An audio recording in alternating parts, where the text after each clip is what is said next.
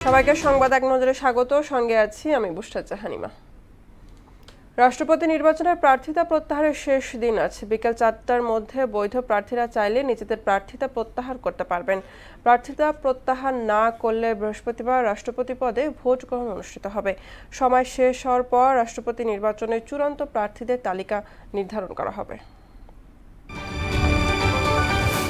মতিঝিলের শাপলা চত্বরে হেফাজতে ইসলামের সমাবেশে অভিযান ও পরদিন নারায়ণগঞ্জের সিদ্ধিরগঞ্জে গুলির ঘটনায় মানবতাবিরোধী অপরাধের মামলায় সাবেক সেনাপ্রধান ও তৎকালীন বর্ডার গার্ড বাংলাদেশ বিজিবি মহাপরিচালক জেনারেল আজিজ আহমেদের বিরুদ্ধে ইন্টারপোলের মাধ্যমে রেড নোটিশ জারির উদ্যোগ নেওয়া হয়েছে।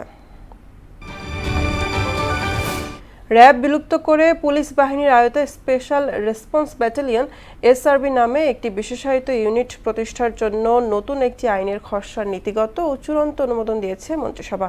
প্রধানমন্ত্রী তারেক রহমানের সভাপতিত্বে সোমবার মন্ত্রিসভা বৈঠকে এর অনুমোদন দেওয়া হয় বলে মন্ত্রিপরিষদ বিভাগের বিজ্ঞপ্তিতে জানানো হয়। ওবায়দুল কাদের সহ আওয়ামী লীগ ও এর অঙ্গ সংগঠনের ৭ নেতার বিরুদ্ধে জুলাই আন্দোলনে মানবতাবিরোধী অপরাধ মামলায় যুক্তিতর্ক শেষ হয়েছে। মামলাটি এখন রায়ের জন্য অপেক্ষমান রাখা হয়েছে। আসামিদের বিরুদ্ধে সর্বোচ্চ সাজার প্রত্যাশা প্রসিকিউশনের, আর আসামি পক্ষের দাবি পর্যাপ্ত প্রমাণ দিতে পারেনি প্রসিকিউশন।